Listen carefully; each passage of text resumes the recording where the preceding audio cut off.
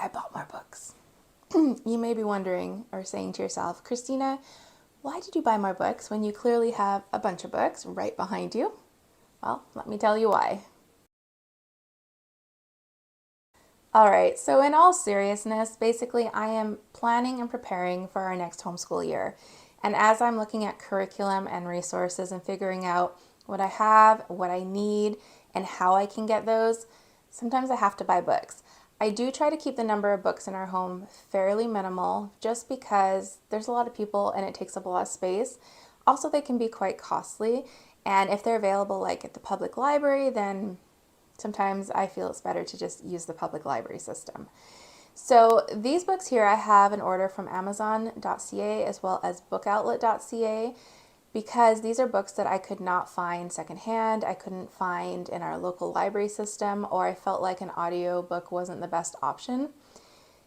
I don't know why secondhand books are hard to find in Canada. We just don't have the market for them like we do, or like you guys do, like in the States. There's no websites like half.com or used books or whatever. But particularly the area I'm in, I find homeschool books are harder to find, and even harder than that are high school homeschool books. So, with all that said, let me show you what I bought. So, the main reason I ordered from bookoutlet.ca was for this book here. This is The Media and Me, a guide to critical media literacy for young people. That's a long title. So this book was $24.95 on Amazon, whereas on bookoutlet.ca it was only $11.49. And so I decided it was time to place an order because with Book Outlet you never know what's going to be there tomorrow or a week from now or a month from now. So what this book is about, it says media shape our sense of who we are, what we value, and our place in the world. Against the backdrop of pundits and politicians promoting fearful understandings of fake news and the negative impacts of social media, The Media and Me empowers readers to become savvy media users who can analyze claims, see through manipulation, and recognize when political or economic interests drive the media we use. So some of these books I wanted to get early as well because I'd like to have a look at them. That sounds really interesting to me and I'd like to read that. The next one I got from Amazon.ca, and that's this one here, The Anatomy of Fake News. And what it says on the back here is, since the 2016 US presidential election, concerns about fake news have fostered calls for government regulation and industry intervention to mitigate the influence of false content. These proposals are hindered by a lack of census concerning the definition of fake news or its origins. So this kind of takes a look at the history of what fake news is and how that term came to be, as well as how to know what is perhaps fake and what is not when it comes to media. So that one also looks like a really interesting read to me. The next one's from Amazon. It's this book here. It's Kitchen Science Explained, What Einstein Told His Cook. And what it says on the back is there really a difference between supermarket and sea salt? How is sugar made? Should cooks avoid aluminum pans? Interspersed throughout this accessible and humorous answers to those and other mysteries are recipes demonstrating scientific principles. And it goes into a little more detail. So this is going to be used as part of a chemistry course actually. The next ones I also got from Amazon, which I'll link all these in my Amazon store if you're interested, or I'll put a link to bookoutlet.ca. I do have a discount code there, like if you buy something, I think you get $5 off if there's a minimum purchase, and then I get $5 off, something like that. Okay, the next one is this one, Dr. Joe and What You Didn't Know. 177 fascinating questions and answers about the chemistry of everyday life. So again, this is going to be for a chemistry course. And it says on the back, how did a sheep, a duck, and a rooster usher in the age of air travel? What jewelry metal is prohibited in some European countries? Or what does Miss Piggy have to do with the World Cup? Why did a town in Florida ban the planting of angels' trumpets? And is there really any danger in eating green potatoes? So a whole bunch of questions. This looks really interesting. I'm excited to have a look through and to have a read on this book. So here's the next one, The Other Side, Stories of Central American Teen Refugees Who Dream of Crossing the Border. This is going to be part of a literature course for one of my high schoolers. I got this one from Book Outlet. I have it written down here. So it was $11.83 on Amazon, and it was $7.49 on Book Outlet. So you can see you do save quite a bit. And it says on the back, every year thousands of migrant children and teens cross the U.S.-Mexico border on foot, by train, or hidden away in vehicles. The journey is treacherous and sometimes deadly, but worth the risk for migrants escaping gang violence and poverty in their home country. Refugees who do succeed in reaching the United States face an immigration process as winding and multi-tiered as the journey that brought them here. This is like my kind of book. This sounds so fascinating to me. I can't wait to read this book myself. All right, so the next one is also from Amazon. It's this book here that will be used for a literature course, The House on Mango Street. So what it says on the back is The House on Mango Street is a remarkable story of Esperanza Cordero, told in a series of vignettes, sometimes heartbreaking, sometimes deeply joyous. It is a story of a young Latina girl growing up in Chicago, inventing for herself who and what she will become. This one is written in kind of a different style. It's vignettes, so it's not like a consistent story. So this is going to be interesting, and I want to read this one as well. So the next one is going to go along with some science we're doing next year. This is from Amazon. This is the Burgess Animal Book for Children by Thornton W. Burgess, very famous author. So this one is a collection of stories about different animals, and I'm not sure, I think the way we're going to use it is we're going to read short stories as we learn about different animals.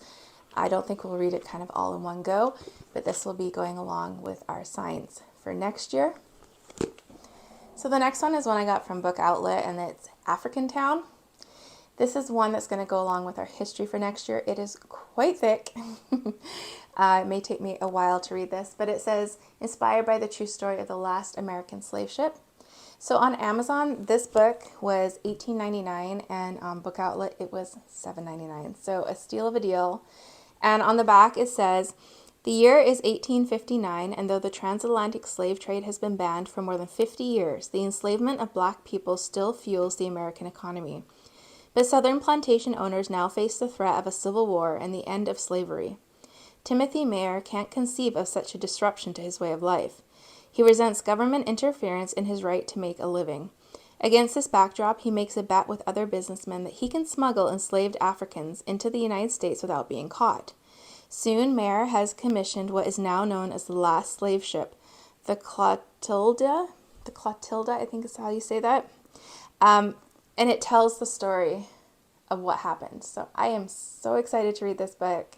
Again, this is just right up my alley. This is really interesting to me.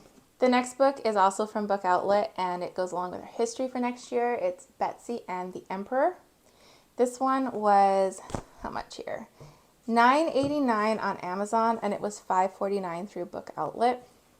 And it says on the back, 14-year-old English girl Betsy Balcombe and her family have an unusual house guest, Napoleon Bonaparte, former Emperor of France and the most feared man on earth.